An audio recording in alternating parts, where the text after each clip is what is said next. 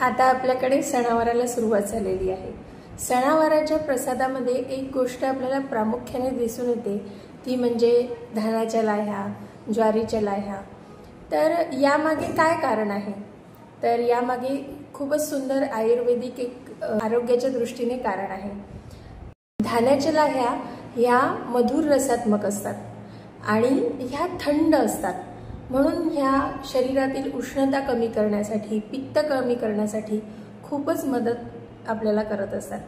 त्याचप्रमाणे ह्या लाह्या ज्या आहेत ह्या भाजून बनवल्या जातात, भट्टीमध्ये बनवल्या जातात। त्यामुळे ह्या अतिशय हलक्या अशा असतात, पचण्यासाठी एकदम हलक्या अशा असतात।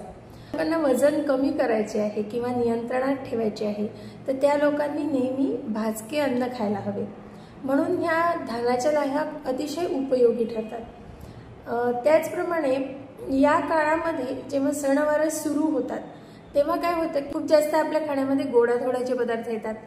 तर त्यावेळेला जेव्हा आपल्याला काही अजीर्ण होतं, म्हणजे जेव्हा काही उलट्या होतात किंवा पातळ शौचास होते, त्यावेळी या लाह्यांचा खूप उपयोग होतो। त्याचप्रमाणे या काळामध्ये पित्त प्रकोप देखील खूप होतो, आपल्याला अजीर्ण होऊ शकते किंवा ताप सुद्धा खूप येतो। तर तापावर देखील हे लाह्या खूप उत्तम औषध आहे। तर आपण आज बघूया वेगवेगळ्या रेसिपी आपण या लाह्यांच्या पासून बनवलेल्या आज आपण बघणार आहोत, ज्या वेगवेगळ्या रोगावर कशा उपयोगी ठरतात ते मी तुम्हाला सांगणार आहे की प्रत्येक रेसिपी कोणत्या रोगावर तुम्हाला औषध म्हणून काम करेल। तर आयुर्वेदानुसार आपला आहारच आपलं औषध आहे, म्हणून हा व्हिडिओ पूर्ण शेवटपर्यंत बघा। पहिली रेसिपी लाह्यांचा चिवडा आहे। त्यासाठी आपण इथे तूप घेतलेलं आहे आणि तूप गरम झाल्यावर त्यामध्ये आपण जिरं टाकलेलं आहे। त्यामध्ये आपण आता डाळवा टाकणार आहोत। डाळवा टाकणं पूर्णतः ऑप्शनल आहे। लाह्या ह्या अतिशय रुक्ष असतात, त्यामुळे शरीरामधील सगळा जो दोष आहे ते शोषून घेण्याची कॅपॅसिटी त्या लाह्यांमध्ये असते आणि ते सगळे दोष शोषून ते शरीराच्या बाहेर काढण्याची गुण यामध्ये असतो। थोडीशी हळद, चवीनुसार तिखट आणि त्यानंतर यामध्ये लाह्या टाकायच्या आहे। लाह्या टाकून झाल्या की यामध्ये मीठ टाकून या लाह्या खरपूस अशा भाजून घ्यायच्या आहे। ताप येऊन गेल्यानंतर, अम्लपित्त झाले असल्यास, कोणतेही अजीर्ण झाले असल्यास किंवा वजन नियंत्रणात ठेवायचे असल्यास हा चिवडा अतिशय चांगला आहे। दुसऱ्या रेसिपीसाठी आपण इथे पाणी घेतलेले आहे, लाह्या घेतलेल्या आहेत आणि इथे सेंधा मीठ घेतलेले आहे। तर यामध्ये आपल्याला काय करायचे आहे, पाण्यात ह्या लाह्या 2 ते 3 तास चांगल्या भिजत घालून ठेवायचे आहे आणि ते पाणी गाळून आपल्याला प्यायचे आहे। हे पाणी जेव्हा आपल्याला लघवीला साफ होत नाही, लघवीमध्ये आग असते किंवा कधीकधी तहान भागत नाही, खूपच जास्त तहान लागते किंवा शरीरामध्ये खूप दाह निर्माण होतो, पायामध्ये, संपूर्ण शरीरामध्ये, पोटामध्ये जिथे दाह निर्माण होतो, तेव्हा हे पाणी प्यायल्याने आपल्याला त्वरित आराम मिळतो। म्हणून हे पाणी अतिशय शीत गुणाचे असे असते। लाह्यांचा जो शीतलता हा गुण आहे हा या पाण्यामध्ये उतरतो आणि त्यामुळे हे पाणी अतिशय थंड असे असते। त्यामुळे आपण हे पाणी कोणत्याही उष्णतेच्या आजारामध्ये पिऊ शकतो।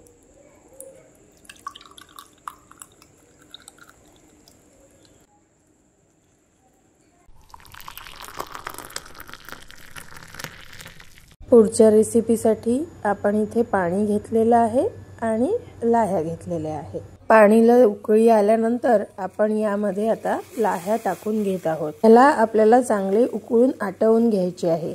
जर आपण 2 कप पाणी घेतले असेल तर त्याला आटवून 1 कप पाणी आपल्याला करायचे आहे। आपल्या लाह्या आता शिजल्या आहे आणि पाणी आटवून अर्धे झाले आहे। गरमागरम असं हे लाह्यांचं एक प्रकारे सूप आपलं तयार झालेलं आहे।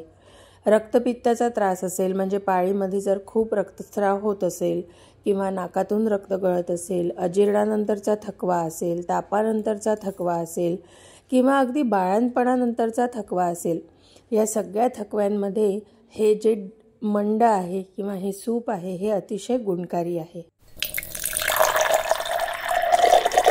पुढील रेसिपीमध्ये सुद्धा आपण तशाच प्रकारे लाह्यांचं सूप तयार करून घेतलेलं आहे। हा मंड तयार झाल्यानंतर याला गाळून घेतले आणि यामध्ये थोडासा आल्याचा रस आणि सेंधा नमक टाकलेला आहे। असे हे जे चविष्ट असे लाजा मंड आहे, हे जेव्हा आपल्याला अजिबातच भूक लागत नाही, तोंडाला चव नसते, तेव्हा अतिशय गुणकारी आहे। या आधीचे जे मंड होते ते आपण रक्तपित्तामध्ये सुद्धा घेतले, पण हे मंड रक्तपित्तामध्ये वर्ज्य आहे।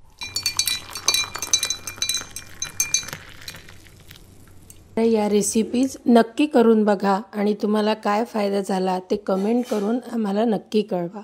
नवरात्रीच्या सगळ्यांना हार्दिक शुभेच्छा।